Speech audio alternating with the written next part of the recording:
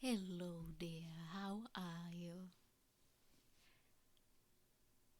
I hope you're doing well. Today, we're going to finish up reading The Strange Case of Dr. Jekyll and Mr. Hyde.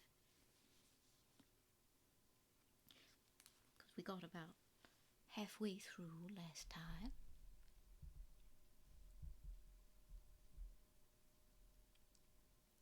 Just going to give it a moment for us to settle in, I suppose.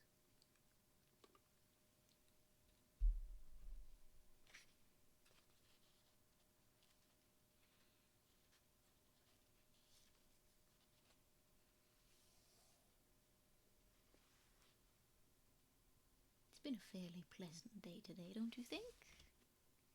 Weather is starting to feel properly like fall. It took its time to get there.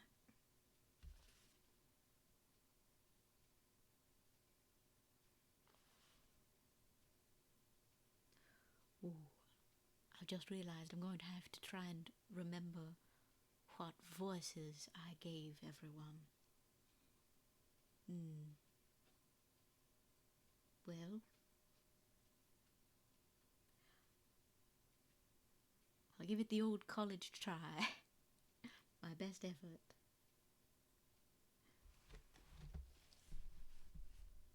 Right.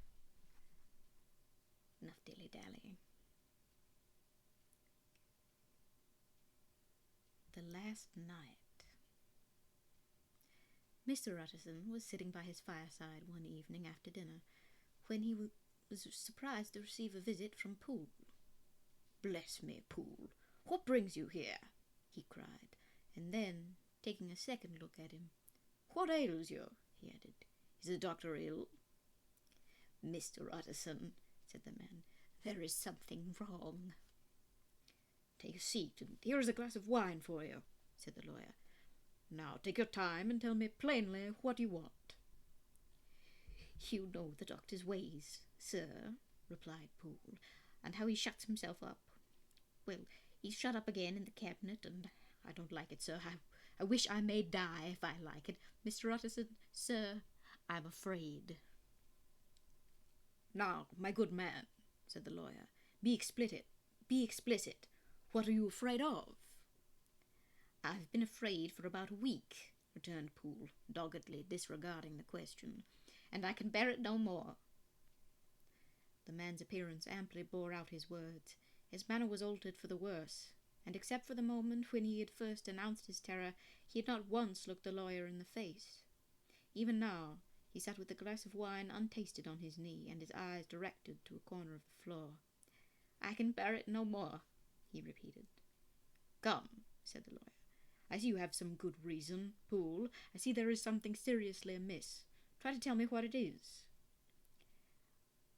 "I think there's been foul play," said Poole hoarsely. "Foul play!"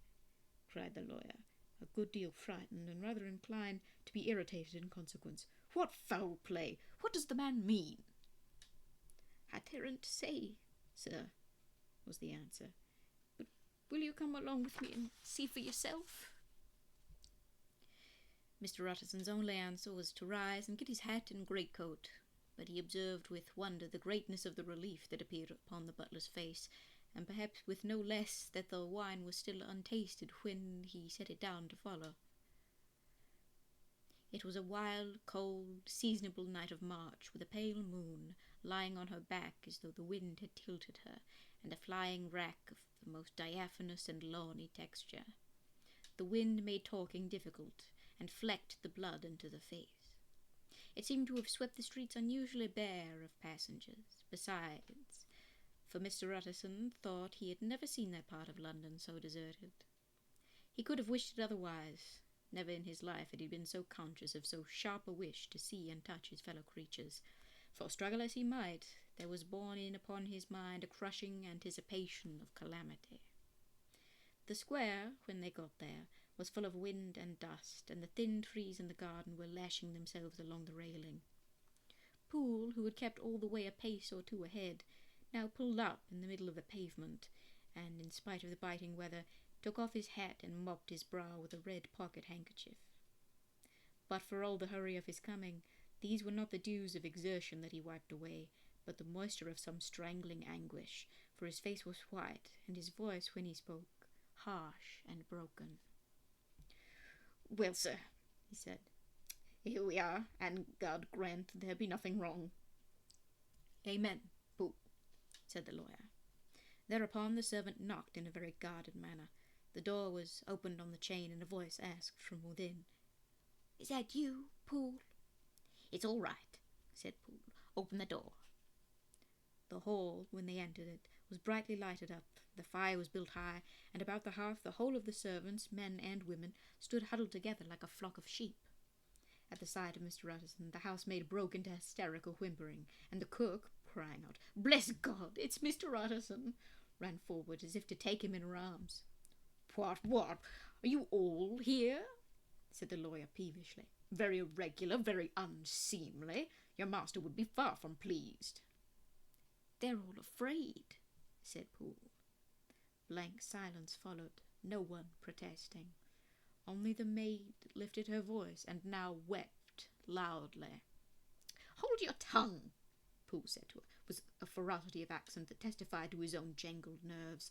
And indeed, when the girl had so suddenly raised the note of her lamentation, they had all started and turned towards the inner door with faces of dreadful expectation. "And now," continued the butler, addressing the knife-boy, "reach me a candle, and we'll get this through hands at once." And then he begged Mr. Utterson to follow him, and led the way to the back garden. "Now, sir," said he, "you come as gently as you can. I want you to hear, and I don't want you to be heard. And see here, sir, if by any chance he was to ask you in, don't go." Mr. Utterson's nerves at this unlooked-for termination gave a jerk that nearly threw him from his balance, but he recollected his courage and followed the butler into the laboratory building through the surgical theatre, with its lumber of crates and bottles, to the foot of the stair. Here Poole motioned him to stand on one side and listen, while he himself, setting down the candle, and making a great and obvious call on his resolution, mounted the steps and knocked with a somewhat uncertain hand on the red baize of the cabinet door. "Mr. Utterson, sir, asking to see you," he called, and even as he did so, once more violently signed to the lawyer to give ear. A voice answered from within. "Tell him I cannot see anyone," it said complainingly. "Thank you, sir," said Poole, with a note of something like triumph in his voice, and taking up his candle, he led Mr. Utterson back across the yard and into the great kitchen, where the fire was out and the beetles were leaping on the floor. "Sir," he said, looking Mr. Utterson in the eyes, "was that my master's voice?" "It seems much changed," replied the lawyer, very pale, but giving look for look. "Changed? Well, yes, I think so," said the butler. "Have I been 20 years in this man's house to be deceived about his voice? No, sir. Master's made away with. He was made away with 8 days ago, when we heard him cry out upon the name of God, and who's in there instead of him, and why it stays there, is a thing that cries to heaven, Mr. Utterson." "This is a very strange tale, Poole. This is rather a wild tale, my man," said Mr. Utterson, biting his finger. "Suppose it were as you suppose. Supposing Dr. Jekyll to have been, murdered. What could induce the murderer to stay? That won't hold water. It doesn't commend itself to reason." "Well, Mr. Utterson, you are a hard man to satisfy, but I'll do it yet," said Poole. "All this last week, you must know, him or it, whatever it is that lives in that cabinet, has been crying night and day for some sort of medicine and cannot get it to his mind. It was sometimes his way, the master's, that is, to write his orders on a sheet of paper and throw it on the stair.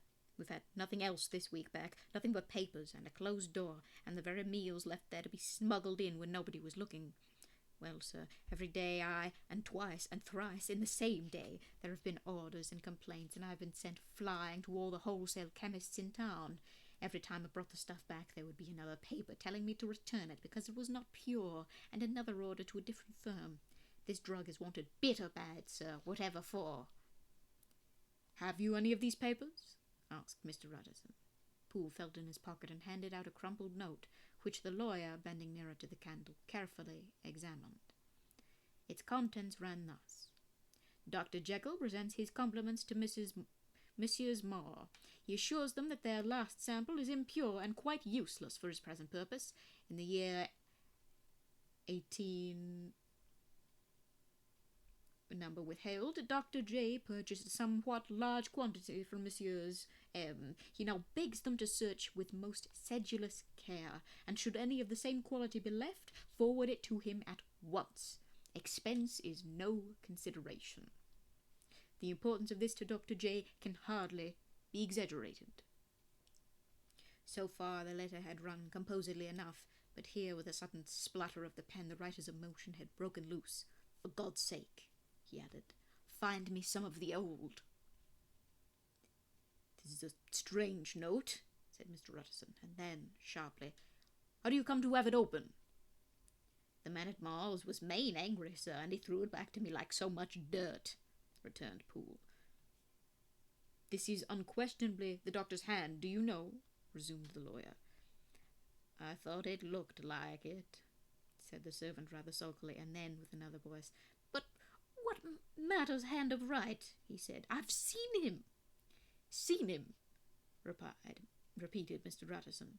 Well, that's it, said Poole. It was this way. I came suddenly into the theatre from the garden.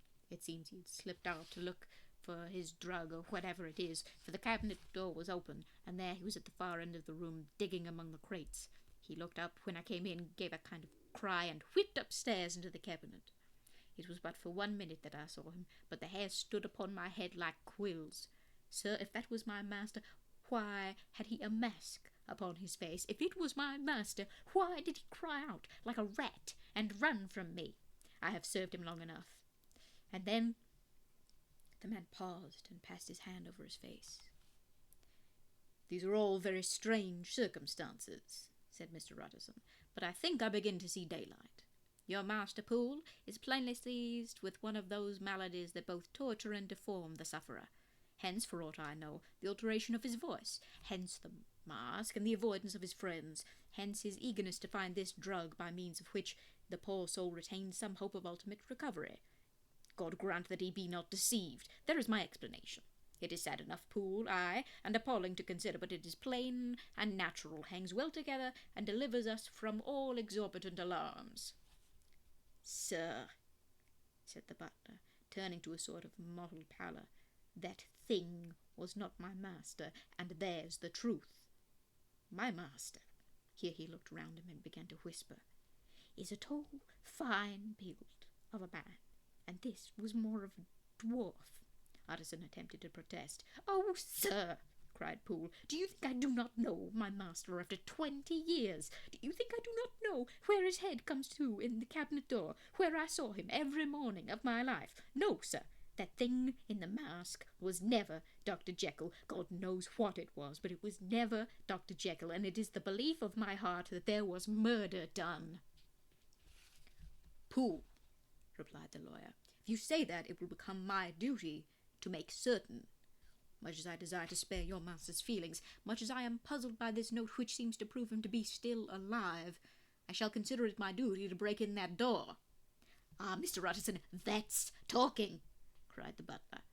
And now comes the second question, resumed Utterson. Who is going to do it? Why, you and me, sir, was the undaunted reply. That is very well said, returned the lawyer, and whatever comes of it, I shall make it my business to see you are no loser. There is an axe in the theatre, continued Poole, and you might take the kitchen poker for yourself. The lawyer took that rude but weighty instrument into his hand and balanced it. Do you know, Poole, he said, looking up, that you and I are about to place ourselves in a position of some peril? You may say so, sir, indeed, returned the butler. It is well, then, that we should be frank, said the other. We both think more than we have said. Let us make a clean breast. This masked figure you saw, did you recognize it? Well, sir, it went so quick, and the creature was so doubled up, that I could hardly swear to that, was the answer. But if you mean, was it Mr. Hyde? Why, yes, I think it was.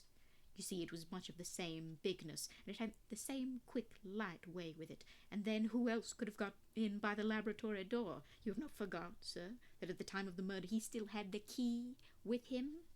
But that's not all. I don't know, Mr. Utterson, if you ever met this Mr. Hyde. Yes, said the lawyer. I once spoke with him. Then you must know as well as the rest of us that there was something queer about that gentleman, something that gave a man a turn. I don't know rightly how to say it, sir, beyond this, that you felt in your marrow kind of cold and thin. I own I felt something of what you describe, said Mr. Utterson. Quite so, sir, returned Poole. Well, when that masked thing like a monkey jumped from among the chemicals and whipped into the cabinet, it went down my spine like ice. Oh, I know it's not evidence, Mr. Utterson. I'm book-learned enough for that, but a man has his feelings, and I'll give you my Bible word. It was Mr. Hyde. Aye, said the lawyer. My fears incline to the same point. Evil, I fear, founded. Evil was sure to come of that connection. Aye, truly, I believe you. I believe poor Harry is killed, and I believe his murderer, for what purpose God alone can tell, is still lurking in his victim's room. Well, let our name be vengeance. Call Bradshaw. The footman came at the summons, very white and nervous. Pull yourself together, Bradshaw, said the lawyer. This suspense, I know, is telling upon all of you, but it is now our intention to make an end of it. Poole here and I are going to force our way into the cabinet. If all is well, my shoulders are broad enough to bear the blame. Meanwhile, lest anything should really be amiss, or any malefactor seek to escape by the back, you and the boy must go round the corner with a pair of good sticks and take your post at the laboratory door. We give you 10 minutes to get to your stations. My goodness, I need a drink of water.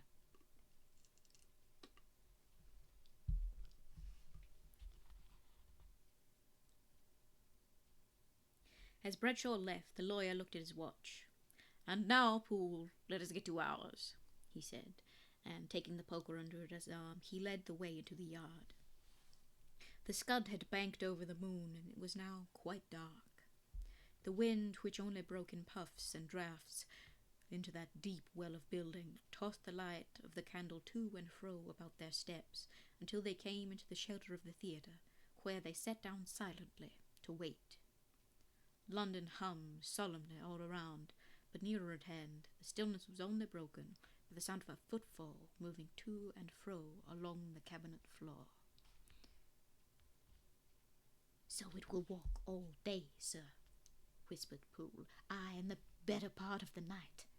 Only when a new sample comes from the chemist there's a bit of a break. It's an ill conscience that's such an enemy to rest. So there's blood foully shed in every step of it. But hark again, a little closer. Put your heart in your ears, Mr. Utterson, and tell me, is that the doctor's foot? The steps fell lightly and oddly, with a certain swing, for all they went so slowly. It was different indeed from the heavy creaking tread of Henry Jekyll. Utterson sighed. Is there never anything else? He asked. Poole nodded. Once, he said. Once I heard it weeping.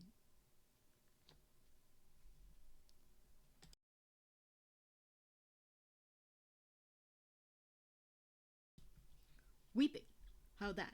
Said the lawyer, conscious of a sudden chill of horror. Weeping like a woman or a lost soul, said the butler. I came away with that upon my heart, that I could have wept too. But now the 10 minutes drew to an end. Poole disinterred the axe from a stack of packing straw. The candle was set upon the nearest table to light them to the attack, and they drew near with bated breath to where that patient foot was still going up and down in the quiet of the night.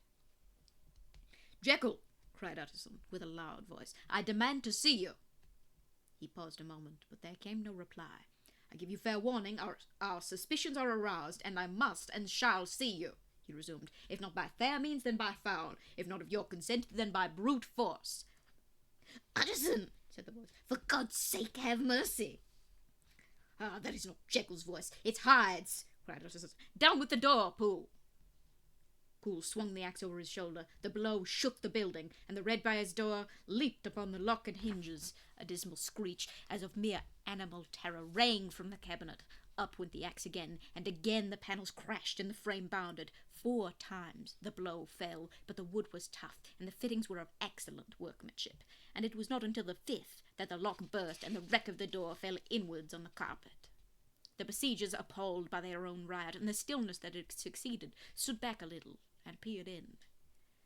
There lay the cabinet before their eyes in the quiet lamplight, a good fire glowing and chattering on the hearth, the kettle singing its thin strain, a drawer or two open, papers neatly set forth on the business table, and nearer the fire the things laid out for tea, the quietest room, you would have said, and, but for the glazed presses full of chemicals, the most commonplace that night in London.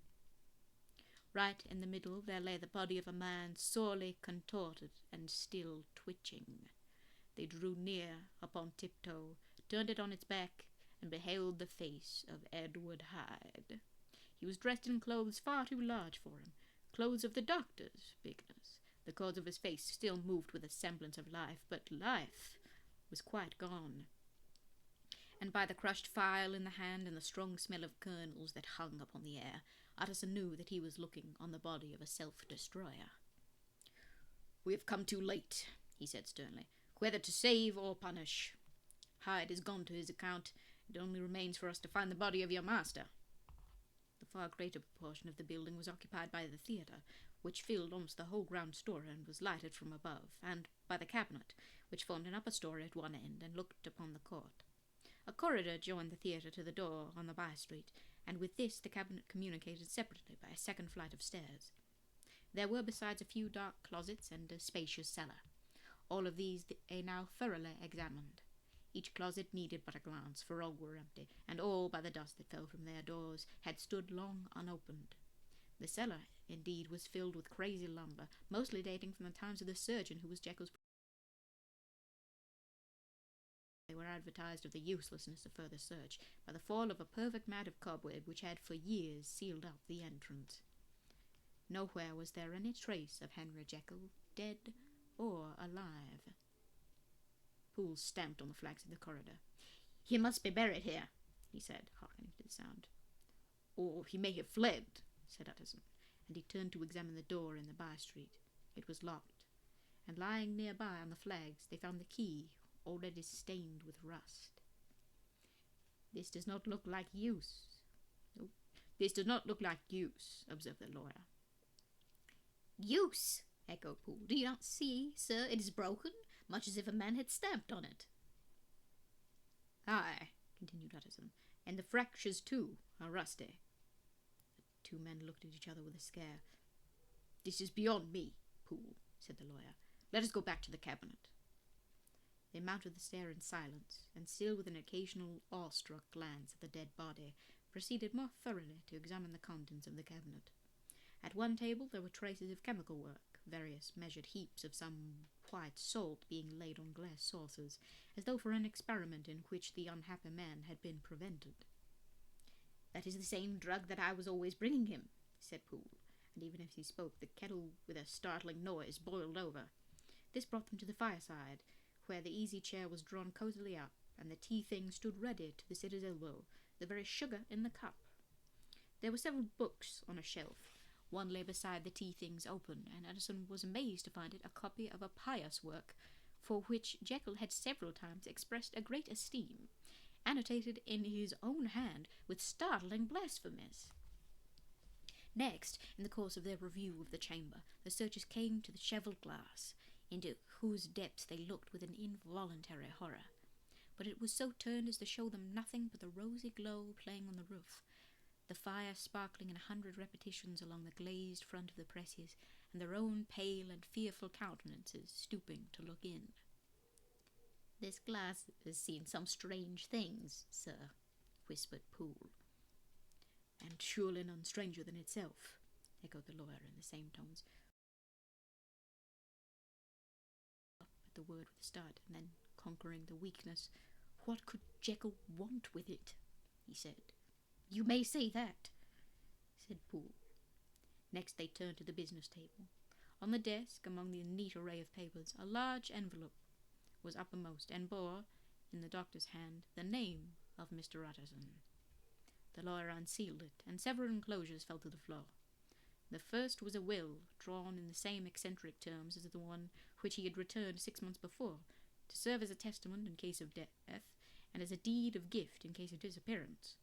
But in place of the name of Edward Hyde, the lawyer, with indescribable amazement, read the name of Gabriel John Utterson.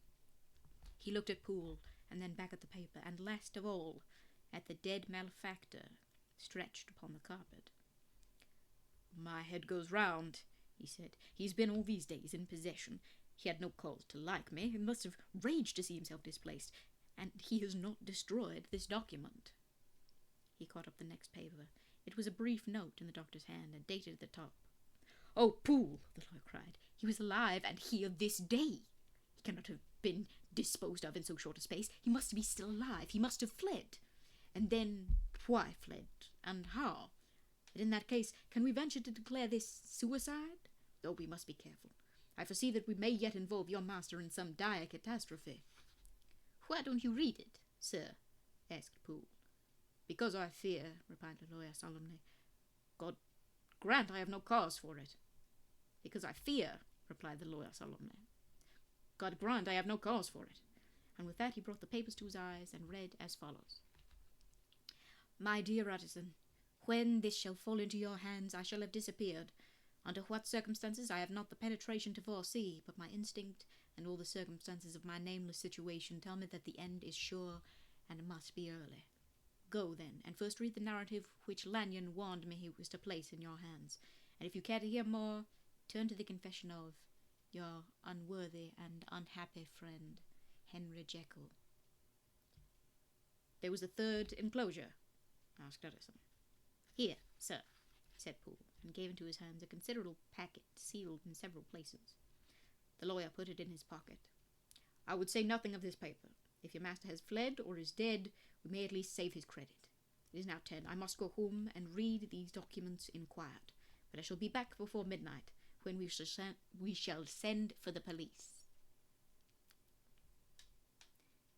They went out, locking the door of the theatre behind them, and Utterson, once more leaving the servants gathered about the fire in the hall, trudged back to his office to read the two narratives in which this mystery was now to be explained.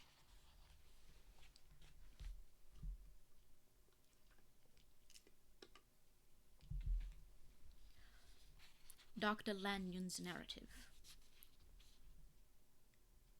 On the 9th of January, now 4 days ago, I received by the evening delivery a registered envelope, addressed in the hand of my colleague and old school companion Henry Jekyll. I was a good deal surprised by this, for we were by no means in the habit of correspondence. I had seen the man, dined with him, indeed, the night before, and I could imagine nothing in our intercourse that should justify a formality of registration. The contents increased my wonder, for this is how the letter ran. 10th December, 18, number withheld. "Dear Lanyon, you are one of my oldest friends, and although we may have differed at times on scientific questions, I cannot remember, at least on my side, any break in our affection. There was never a day when, if you had said to me, 'Jekyll, my life, my honour, my reason depend upon you,' I would not have sacrificed my fortune nor my left hand to help you. Lanyon, my life, my honour, my reason are all at your mercy. If you fail me tonight, I am lost. You might suppose, after this preface, that I am going to ask you for something dishonourable to grant. Judge for yourself. I want you to postpone all other engagements for tonight. Aye, even if you were summoned to the bedside of an emperor to take a cab, unless your carriage should be actually at the door, and with this letter in your hand for consultation, to drive straight to my house. Poole, my butler, has his orders. You will find him waiting your arrival with a locksmith. The door of my cabinet is then to be forced, and you are to go in alone, to open the glazed press, letter E, on the left hand, breaking the lock if it be shut, and to draw out with all its contents as they stand, the 4th drawer from the top, or, which is the same thing, the 3rd from the bottom. In my extreme distress of mind, I have a morbid fear of misdirecting you, but even if I am in error, you may know the right drawer by its contents. Some powders, a file, and a paper book. This drawer I beg of you to carry back to your Cavendish Square exactly as it stands. That is the first part of the service. Now for the second. You should be back, if you set out at once on the receipt of this, long before midnight, but I will leave you that amount of margin, not only in the fear of one of those obstacles that can neither be prevented nor foreseen, but because an hour when your servants are in bed is to be preferred for what will then remain to do.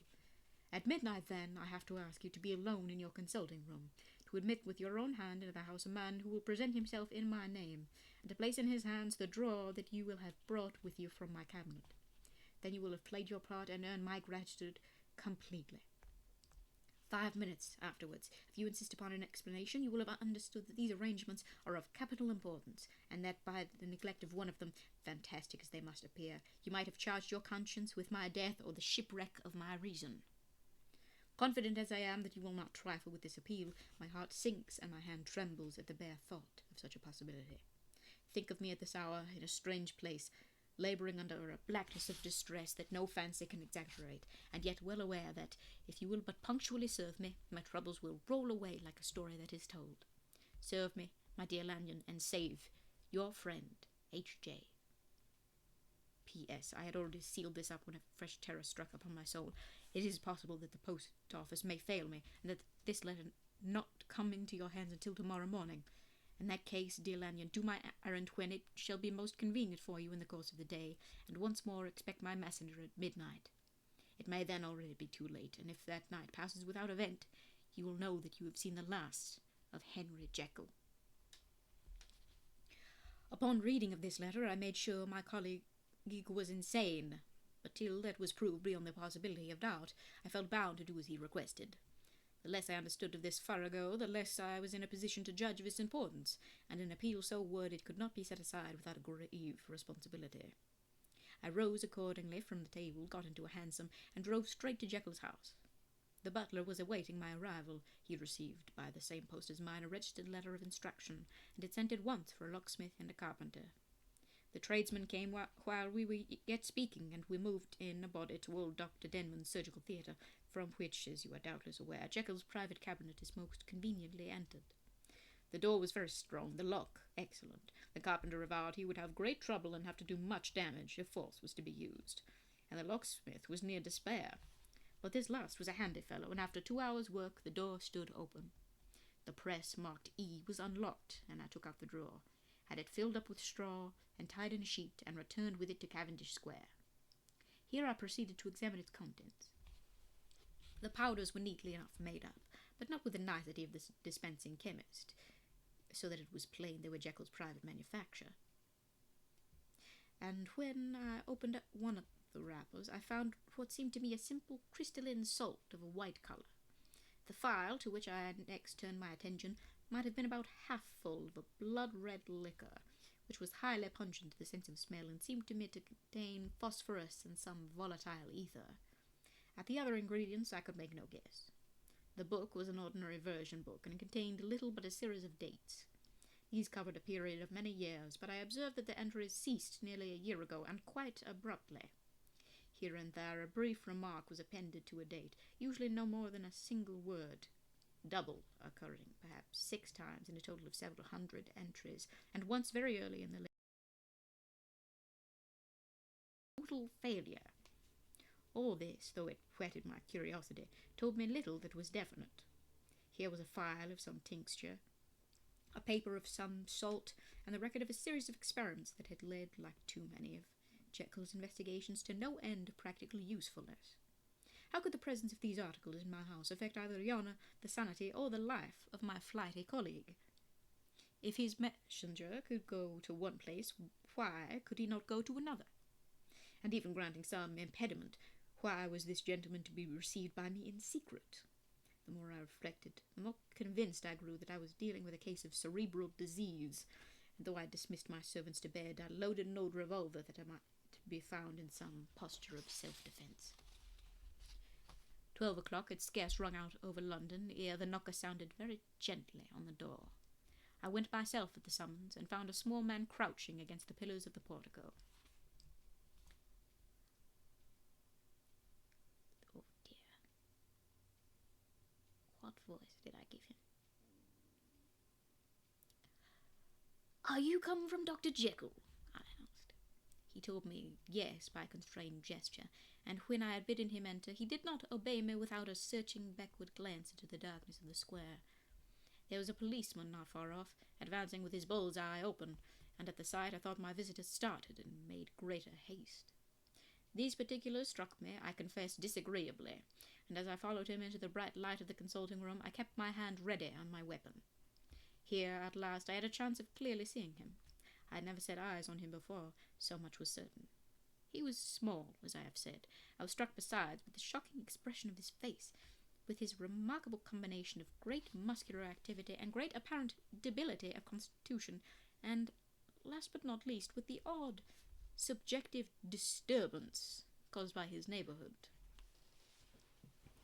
This bore some resemblance to incipient rigour, and was accompanied by a marked sinking of the pulse. At the time I set it down to some idiosyncratic personal distaste, and merely wondered at the acuteness of the symptoms, but I have since had reason to believe the cause to lie much deeper in the nature of man, and to turn on some nobler hinge than the principle of hatred. This person, who had thus, from the first moment of his entrance, struck in me what I can only describe as a disgustful curiosity, was dressed in a fashion that would have made an ordinary person laughable. His clothes, that is to say, although they were of rich and sober fabric, were enormously too large for him in every measurement, the trousers hanging on his legs and rolled up to keep them from the ground, the waist of the coat below his haunches, and the collar sprawling wide upon his shoulders. Strange to relate, this ludicrous accoutrement was far from moving me to laughter. Rather, as there was something abnormal and misbegotten in the very essence of the creature that now faced me, something seizing, surprising, and revolting. This fresh disparity seemed but to fit in with and to reinforce it, so that to my interest in the man's nature and character there was added a curiosity as to his origin, his life, his fortune, and status in the world.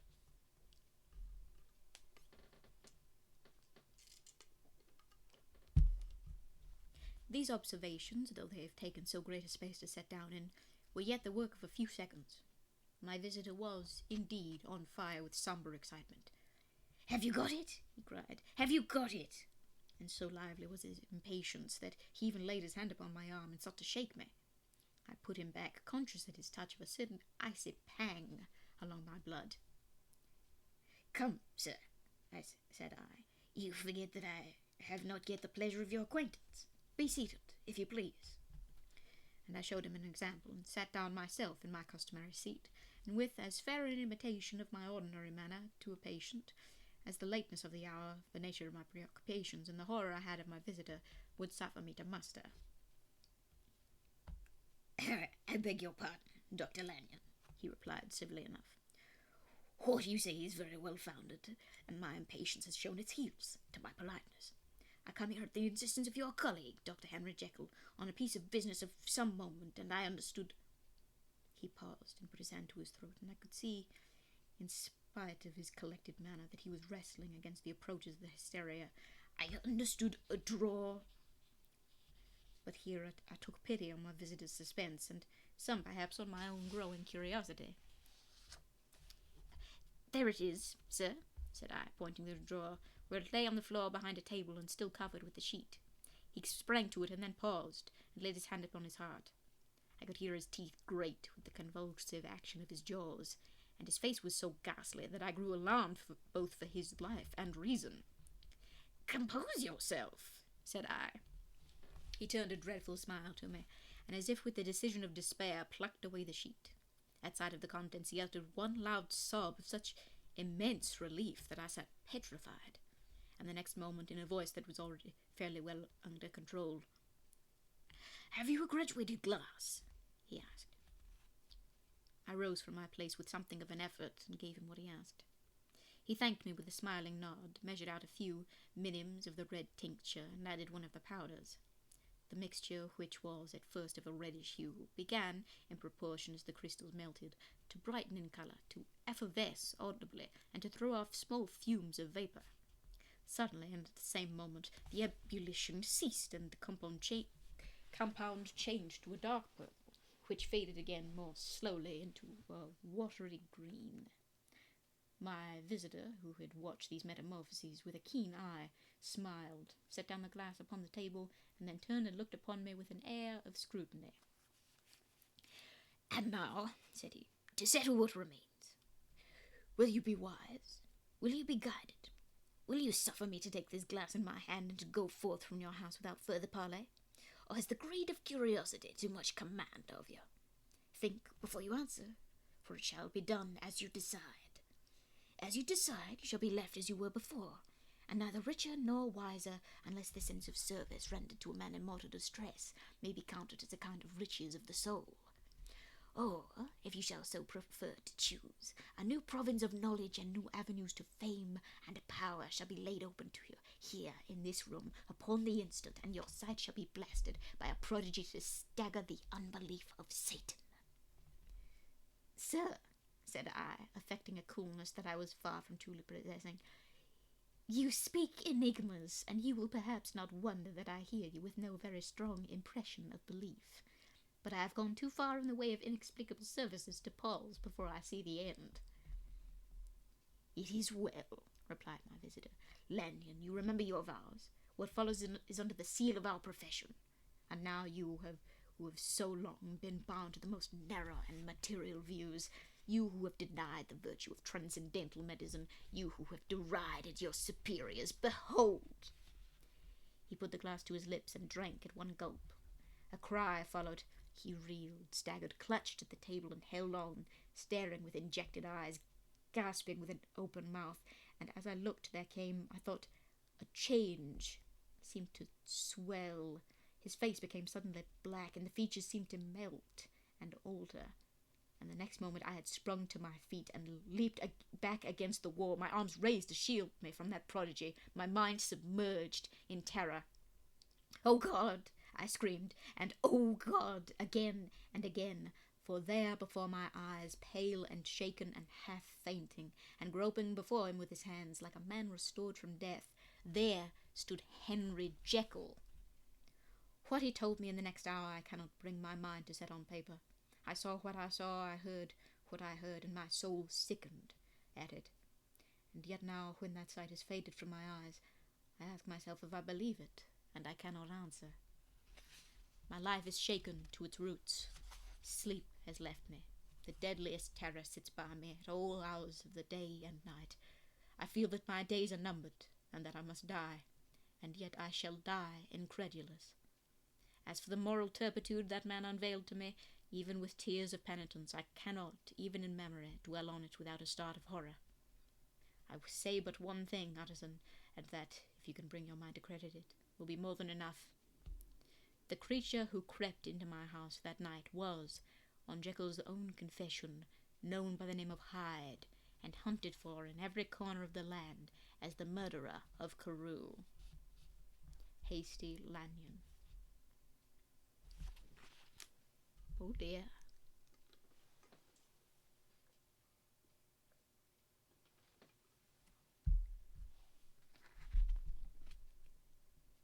Henry Jekyll's full statement of the case. I was born 18 year withheld to a large fortune, endowed besides with excellent parts, inclined by nature to industry, fond of the respect of the wise and good among my fellow men, and thus, as might have been supposed, with every guarantee of an honourable and distinguished future.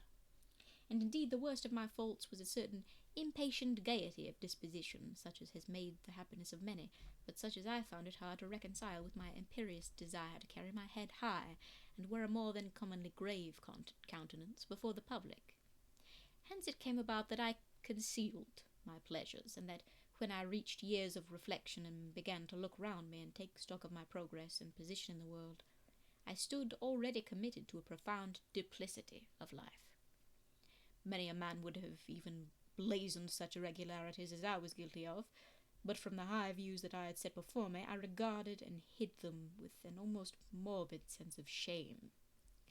It was thus rather the exacting nature of my aspirations than any particular degradation in my faults that made me what I was, and, with even a deeper trench than in the majority of men, severed in me those provinces of good and ill which divide and compound a man's dual nature.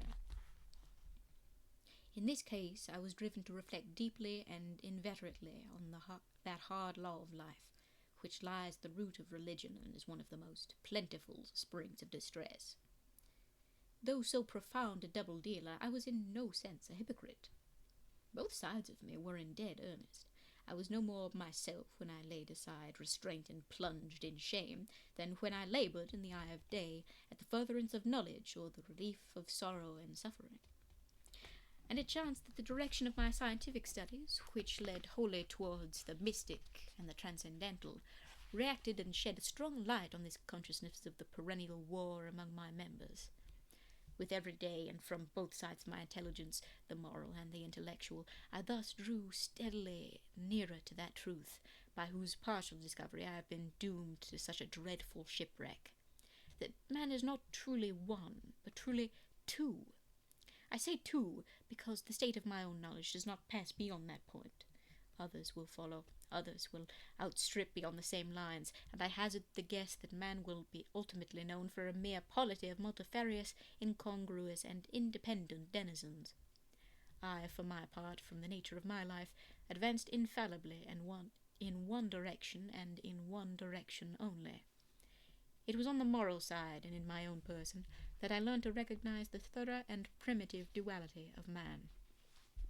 I saw that of the two natures that contended in the field of my consciousness, even if I could rightly be said to be either, it was only because I was radically both, and from an early date, even before the course of my scientific discoveries had begun to suggest the most naked possibility of such a miracle, I had learned to dwell with pleasure, as a beloved daydream, on the thought of the separation of these elements. If each, I told myself, could be housed in separate identities, life would be relieved of all that was unbearable. The unjust might go his way, delivered from the aspirations and remorse of his more upright twin, and the just could walk steadfastly and securely on his upward path, doing the good things in which he found his pleasure, and no longer exposed to disgrace and penitence by the hands of this extraneous evil. It was the curse of mankind that these incongruous men were thus bound together, that in the agonized womb of consciousness these polar twins should be continuously struggling. How then were they dissociated? I was so far in my reflections when, as I have said, a sidelight began to shine upon the subject from the laboratory table. I began to perceive more deeply than it had ever yet been stated the trembling immateriality, the mist-like transience of this seemingly so solid body in which we walk attired. Certain agents I found to have the power to shake and pluck back that fleshly vestment, even as a wind might toss the curtains of a pavilion. For two good reasons I will not enter deeply into this scientific branch of my confession. First, because I have been made to learn that the doom and burden of our lives is bound forever on man's shoulders, and when the attempt is made to cast it off, it but returns upon us with more unfamiliar and more awful pressure. Second, because, as my narrative will make, alas, too evident, my discoveries were incomplete. Hello.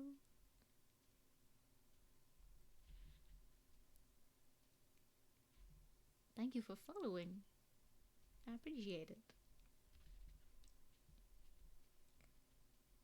Enough, then, that I not only recognized my natural body from the mere aura and effulgence of certain of the powers that made up my spirit, but managed to compound a drug by which these powers should be dethroned from their supremacy, and a second form and countenance substituted, none the less natural to me, because they were the expression and bore the stamp of lower elements in my soul. Oh, don't worry, dear. You're a welcome interruption. It's perfectly all right. I hesitated long before I put this theory to the test of practice. I knew well that I risked death, for any drug that so potently controlled and shook the very fortress of identity might, by the least scruple of an overdose, or at the least inopportunity in the moment of exhibition, utterly blot out that immaterial tabernacle which I looked to it to change. But the temptation of a discovery so singular and profound at last overcame the suggestions of alarm. I had long since prepared my tincture. I purchased at once from a firm of wholesale chemists a large quantity of a particular salt which I knew from my experiments would be the last ingredient required, and late one accursed night I compounded the elements, watched them boil and smoke together in the glass, and when the ebullition had subsided, with a strong glow of courage drank off the potion. The most racking pains succeeded, a grinding in the bones, deadly nausea, and a horror of the spirit that cannot be exceeded at the hour of birth or death. Then these agonies began swiftly to subside, and I came to myself as if out of a great sickness. There was something strange in my sensations, something indescribably new, and, from its very novelty, incredibly sweet. I felt younger, lighter, happier in my body. Within, I was conscious of a heady recklessness, a current of disordered sensual images running like a mill race in my fancy, a solution of the bonds of obligation, an unknown but not an innocent freedom of the soul.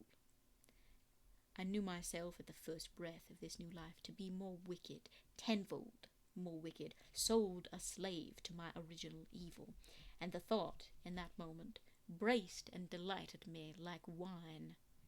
I stretched out my hands, exulting in the freshness of these sensations, and in the act I was suddenly aware that I had lost in stature.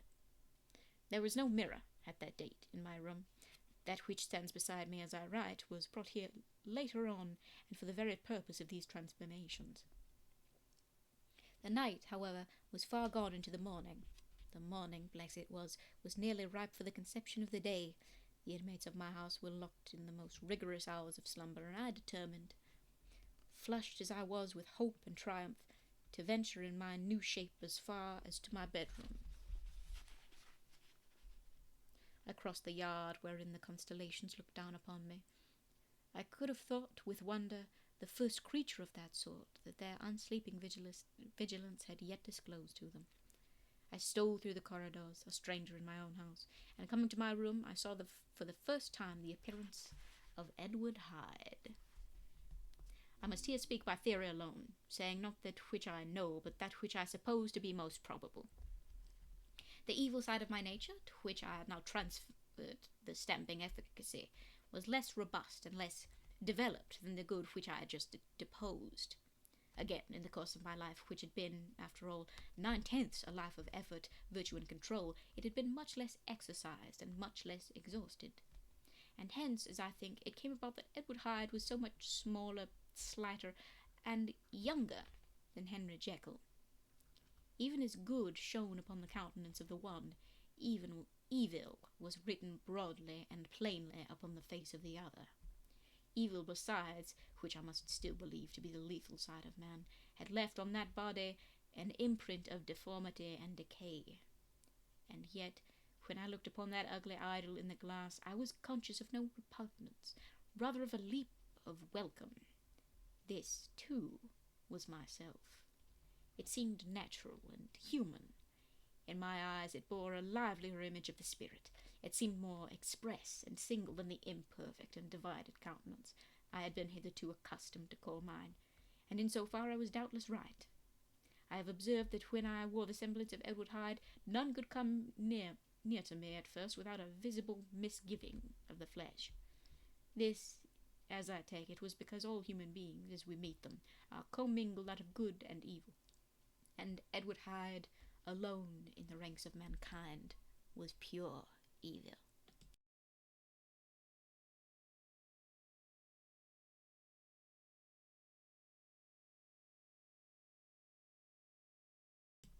I lingered but a moment at the mirror.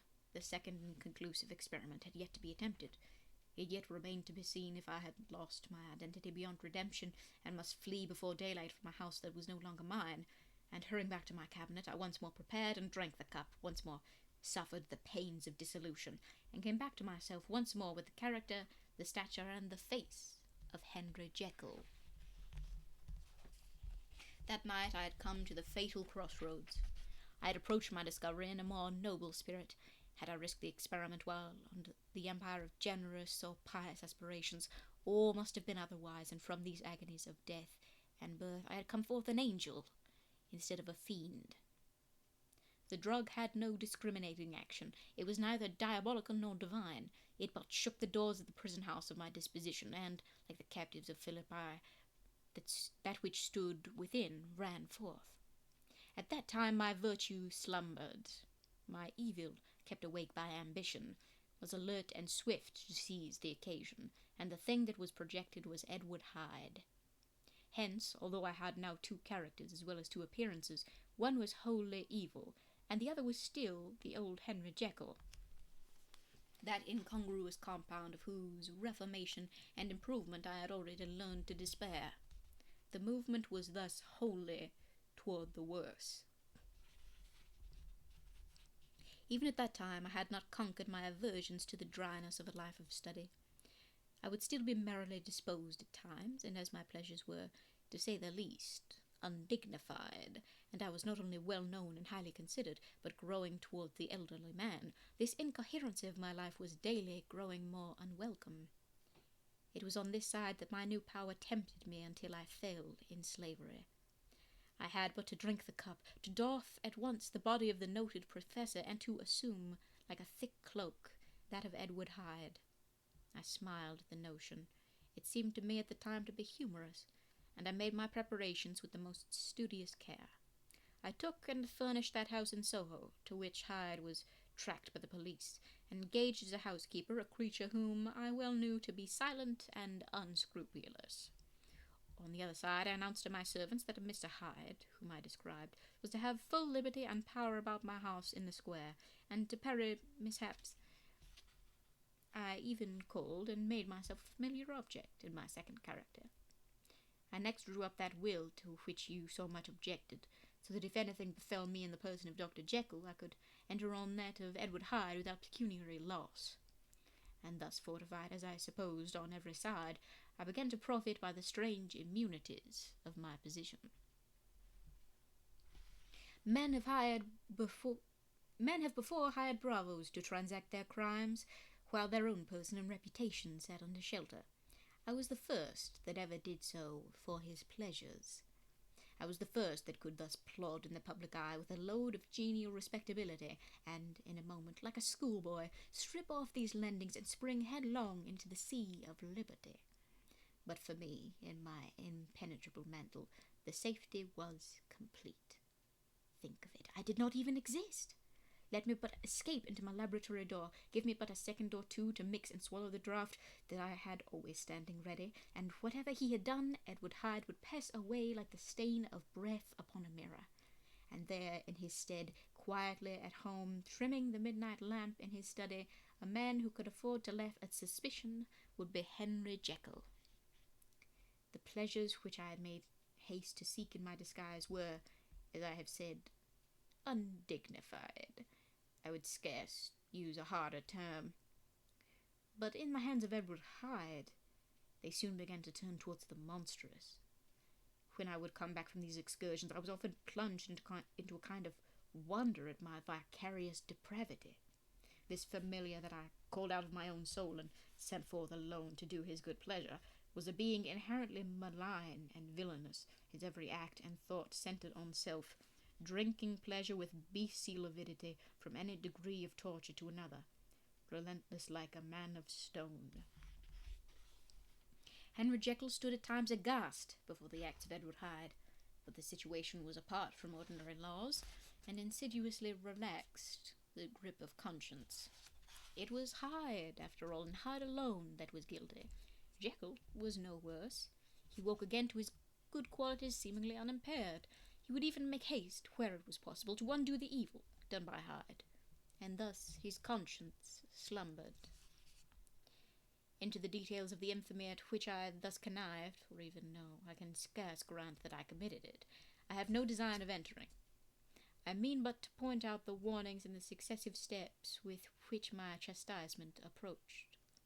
I met with one accident which, as it brought on no consequence, I shall no more than mention. An act of cruelty to a child aroused against me the anger of a passer-by, whom I recognized the other day in the person of your kinsman. The doctor and the child's family joined him. There were moments when I feared for my life, and at last, in order to pacify their too just resentment, Edward Hyde had to bring them to the door and pay them in a cheque drawn in the name of Henry Jekyll. But this danger was easily eliminated from the future by opening an account at another bank in the name of Edward Hyde himself, and when, by sloping my own hand backward, I had supplied my double with a signature, I thought I sat beyond the reach of fate.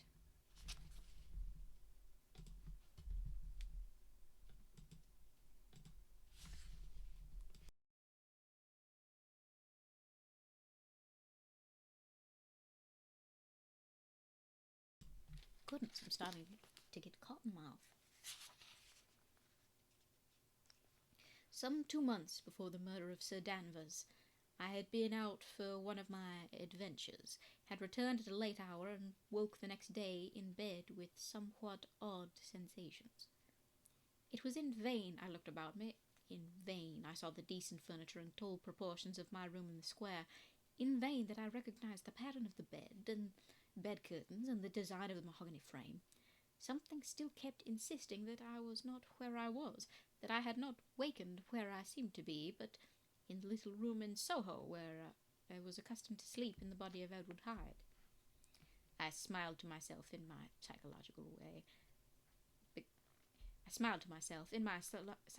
way, began lazily to inquire into the elements of this illusion, occasionally, even as I did so, dropping back into a comfortable morning doze.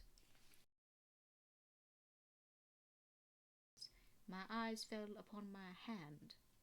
Now, the hands of Henry Jekyll, as you've often remarked, was professional in shape and size. It was large, firm, white, and comely. But the hand which I now saw clearly enough in the yellow light of a mid-London morning, lying half shut in the bedclothes, was lean, corded, knuckly, of a dusky pallor, and thickly shaded with a swart growth of hair. It was the hand of Edward Hyde. I must have stared upon it for near half a minute, sunk as I was in the mere stupidity of wonder, before terror woke up in my breast, as sudden and startling as the crash of cymbals, and bounding from my bed, I rushed to the mirror.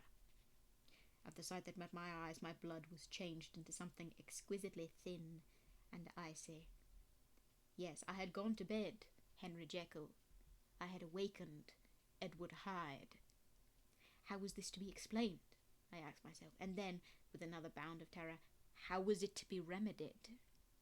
It was well on in the morning. The servants were up, all my drugs were in the cabinet. A long journey, down 2 pairs of stairs, through the back passage, across the open court, and through the anatomical theatre, from where I was then standing horror-struck. It might indeed be possible to cover my face, but of what use was that, when I was unable to conceal the alteration in my stature?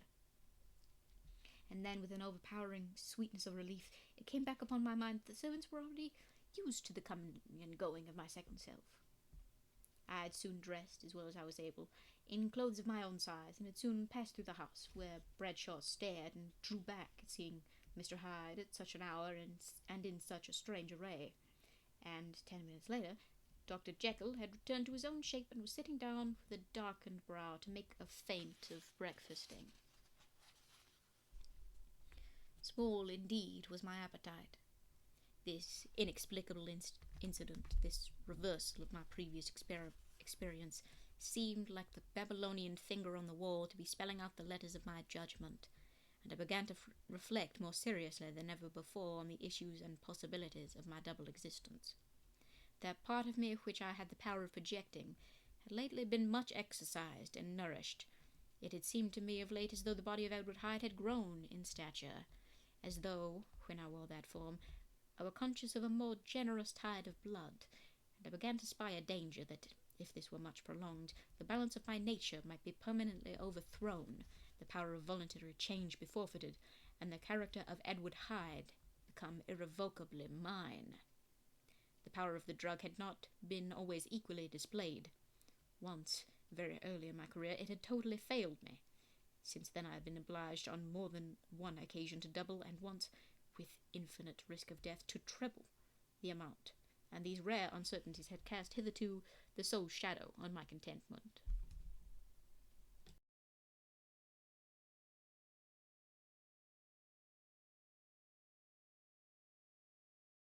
Now, however, and in the light of that morning's accident, I was led to remark that whereas in the beginning the difficulty had been to throw off the body of Jekyll, it had of late gradually but decidedly transferred itself to the other side. All things, therefore, seemed to point to this, that I was slowly losing hold of my original and better self, and becoming slowly incorporated with my second and worse. Between these two I now felt I had to choose. My two natures had memory in common, but all other faculties were most unequally shared between them. Jekyll, who was composite, now with the most sensitive apprehensions, now with a greedy gusto, projected and shared in the pleasures and adventures of Hyde. But Hyde was indifferent to Jekyll, or but remembered him as the mountain bandit remembers the cabin in which he conceals himself from pursuit. Jekyll had more than a father's interest. Hyde had more than a son's indifference. To cast in my lot with Jekyll was to die on those appetites which I had long secretly indulged, and had of late begun to pamper. To cast it in with Hyde was to die to 1,000 interests and aspirations, and to become, at a blow and forever, despised and friendless. The bargain might appear unequal, but there was still another consideration in the scales, for while Jekyll would suffer smartingly in the fires of abstinence, Hyde would not even conscious of all that he had lost. Strange as my circumstances were, the terms of this debate are as old and commonplace as man. Much the same inducements and alarms cast the die for any tempted and trembling sinner, and it fell out with me, as it falls with so vast a majority of my fellows, that I chose the better part, and was found wanting in the strength to keep to it. Yes, I preferred the elderly and discontented doctor, surrounded by friends and cherishing honest hopes, and bade a resolute farewell to the liberty, the comparative youth, the light step, leaping impulses, and secret pleasures that I had enjoyed in the guise of Hyde.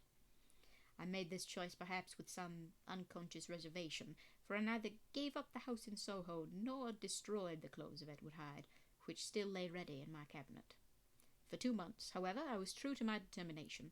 For 2 months I led a life of such severity as I had never before attained to, and enjoyed the compensations of an approving conscience.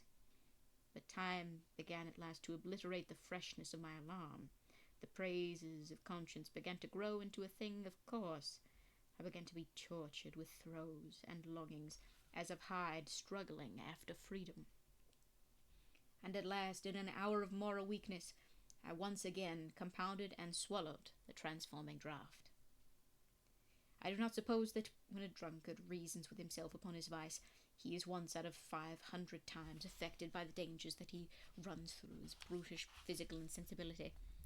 Neither had I, long as I had considered my position, made enough allowance for the complete moral insensibility and insensate readiness to evil, which were the leading characters of Edward Hyde. Yet it was by these that I was punished. My devil had long been caged. He came out roaring. I was conscious, even when I took the draught, of a more unbridled, a more furious propensity to ill.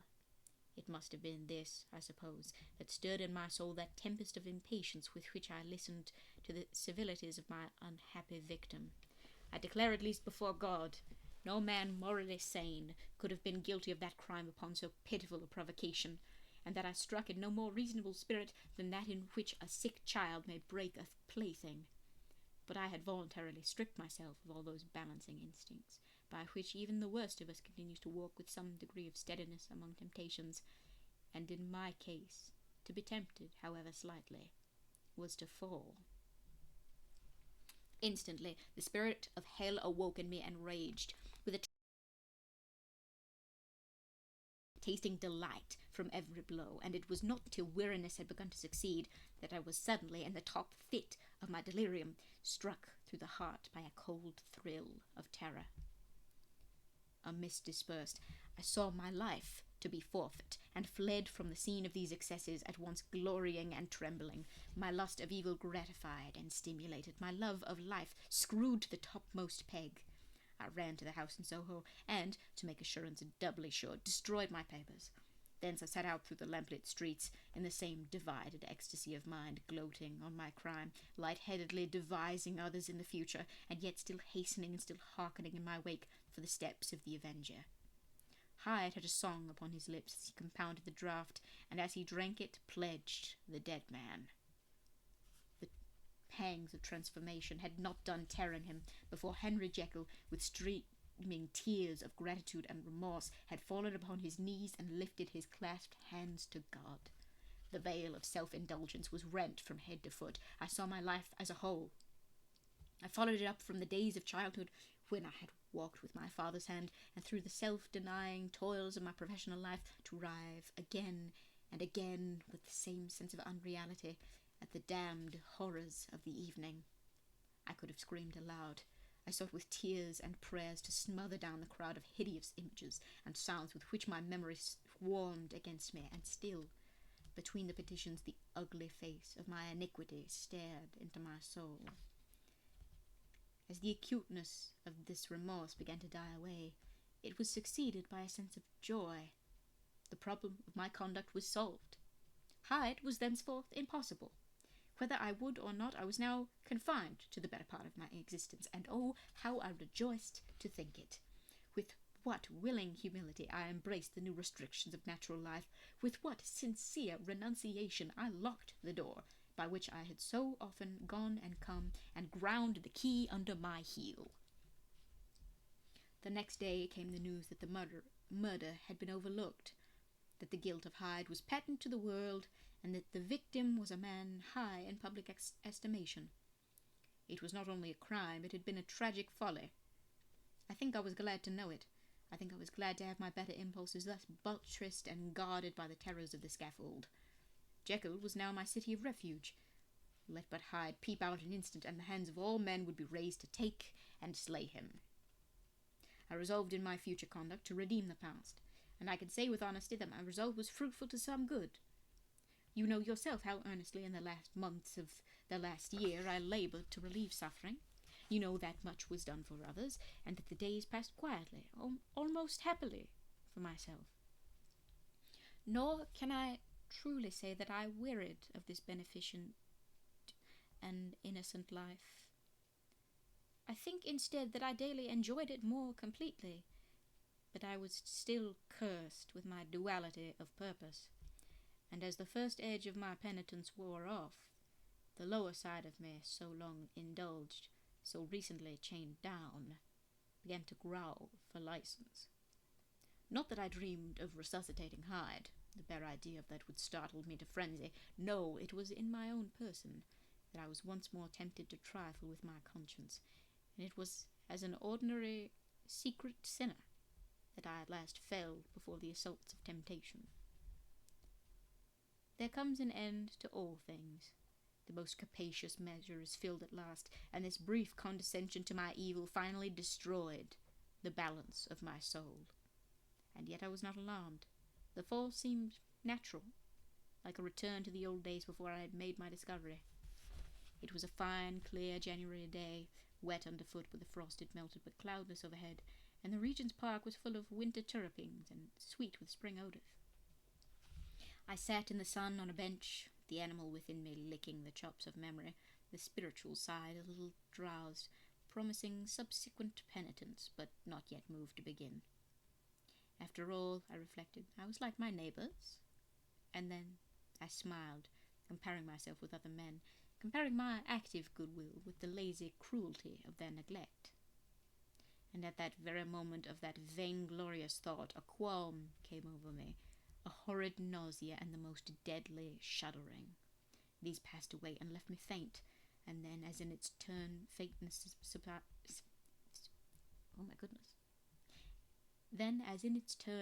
subsided, I began to be aware of a change in the temper of my thoughts, a greater boldness, a contempt of danger, a solution of the bonds of obligation.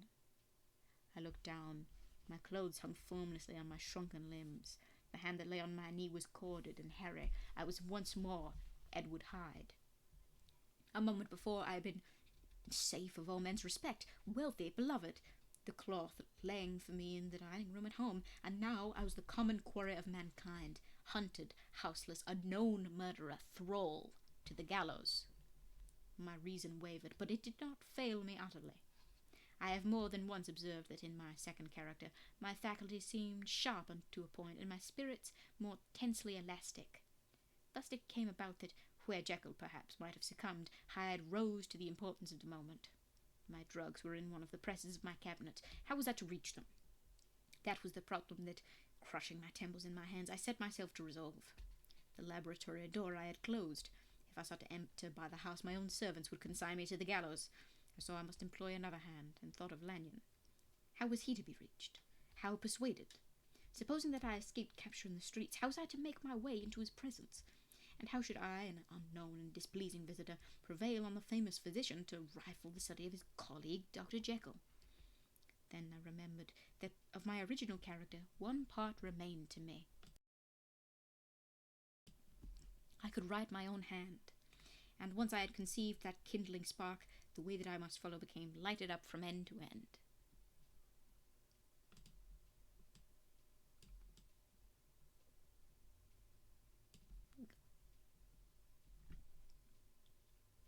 Thereupon I arranged my clothes as best I could, and summoning a passing hansom, drove to a hotel in Portland Street, the name of which I chanced to remember. At my appearance, which was indeed comical enough, however tragic a fate these garments covered, the driver could not conceal his mirth. I gnashed my teeth upon him with a gust of devilish fury, and the smile withered from his face, happily for him, yet more happily for myself, for in another instant I had certainly dragged him from his perch. At the inn, as I entered, I looked about me with so black a countenance as made the attendants tremble. Not a look did they exchange in my presence, but obsequiously took my orders, led me to a private room, and brought me wherewithal to write. Hyde, in danger of his life, was a creature new to me, shaken with inordinate anger, strung to the pitch of murder, lusting to inflict pain. Yet the creature was astute, mastered his fury with a great effort of the will, composed his 2 important letters, one to Lanyon and one to Poole, and that he might receive actual evidence of their being posted, sent them out with the directions that they should be registered. Thenceforward he sat all day over the fire in the private room, gnawing his nails. There he dined, sitting alone with his fears, the waiter visibly quailing before his eye, and thence, when the night was fully come, he set forth in the corner of a closed cab, and was driven to and fro about the streets of the city. He, I cannot say I, that child of hell, had nothing human, nothing lived in him but fear and hatred. And when at last, thinking the driver had begun to grow suspicious, he discharged the cab and ventured on foot, attired in his misfitting clothes, an object marked out for observation, into the midst of the nocturnal passengers, these 2 base passions raged within him like a tempest. He walked fast, hunted by his fears, chattering to himself, skulking through the less frequented thoroughfares, counting the minutes that still divided him from midnight. Once a woman spoke to him, offering, I think, a box of lights. He smote her in the face, and she fled. When I came to myself at Lanyon's, the horror of my old friend perhaps affected me somewhat. I do not know, it was at least but a drop in the sea to the abhorrence with which I looked back upon these hours. A change had come over me. It was no longer the fear of the gallows. It was the horror of being Hyde that racked me. I received Lanyon's condemnation partly in a dream. It was partly in a dream that I came home to my own house and got into bed. I slept after the prostration of the day with a stringent and profound slumber which did not even the nightmares that wrung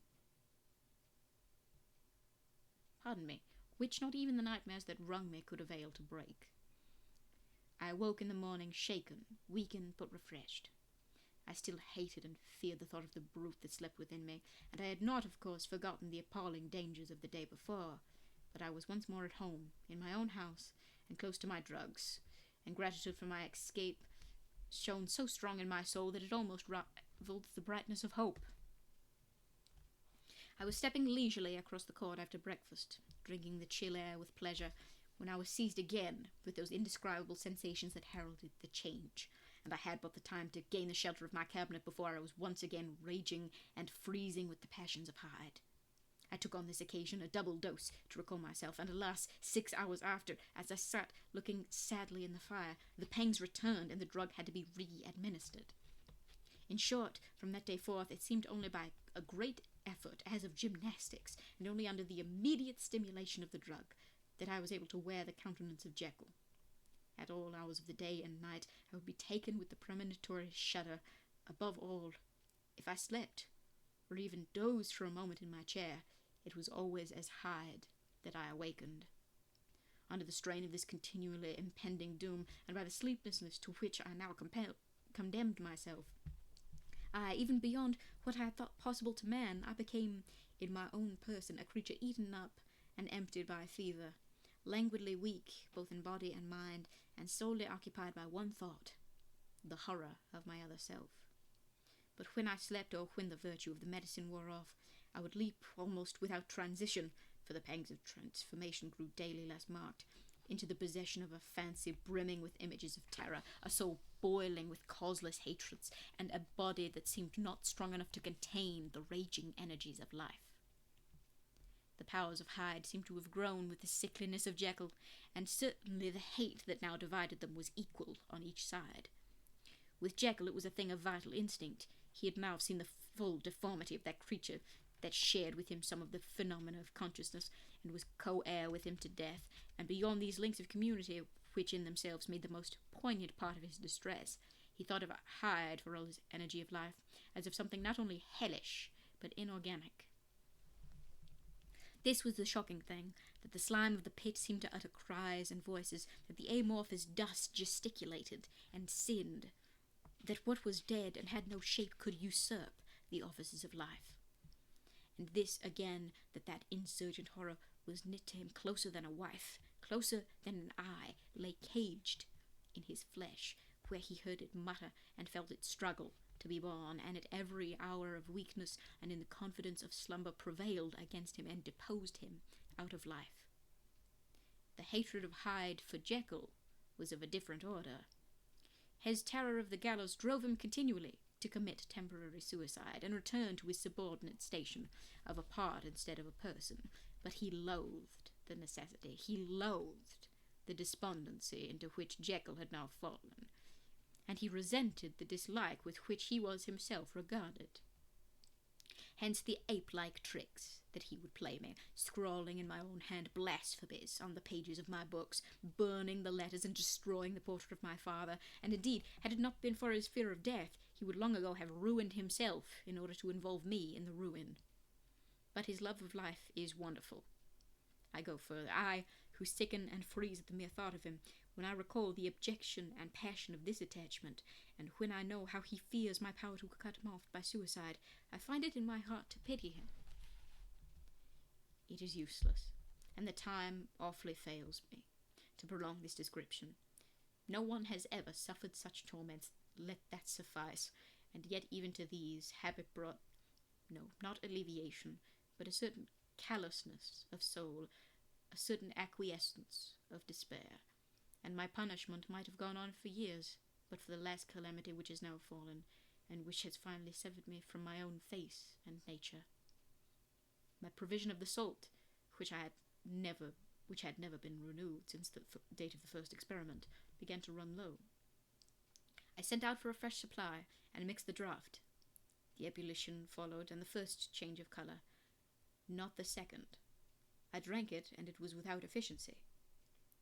You will learn from Poole how I had London ransacked.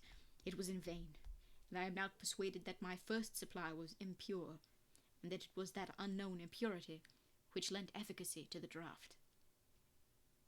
About a week has passed, and I am now finishing this statement under the influence of the last of the old powders.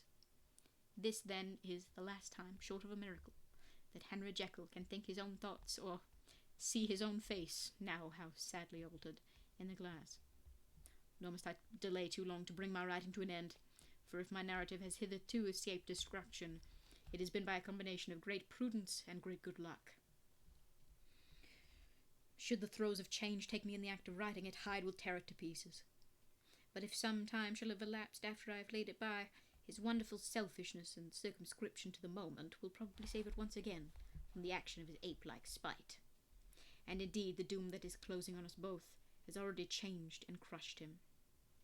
Half an hour from now, when I shall again and forever re-endue that hated personality, I know how I shall sit shuddering and weeping in my chair, or continue, with the most strained and fear-struck ecstasy of listening, to pace up and down this room, my last earthly refuge, and give ear to every sound of menace.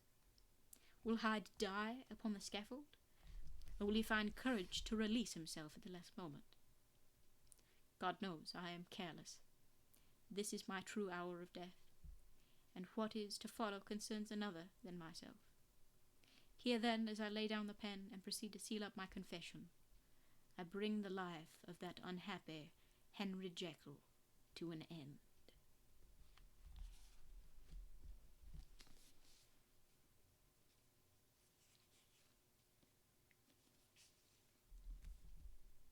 And that is the end of The Strange Case of Dr. Jekyll and Mr. Hyde by Robert Louis Stevenson.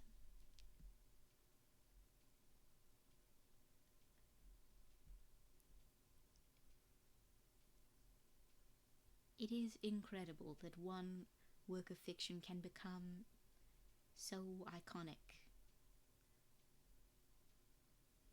that referencing it is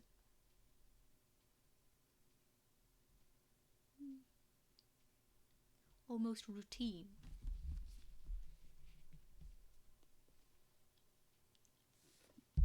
Of course, the story experienced some popularity when it was first written.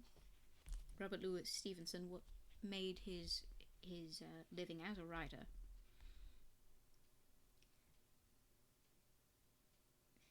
And can you imagine, how do you think you would have reacted if you were reading this story when it was first written and didn't already know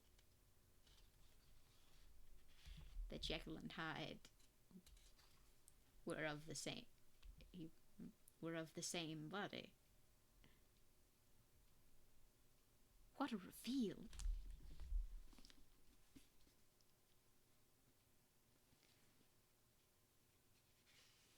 Oh well.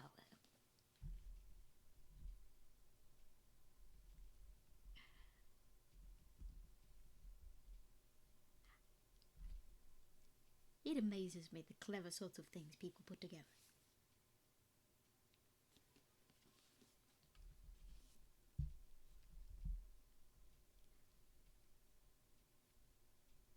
Well, that was my plan for today, was to finish this book. So, I believe it is time to say goodbye.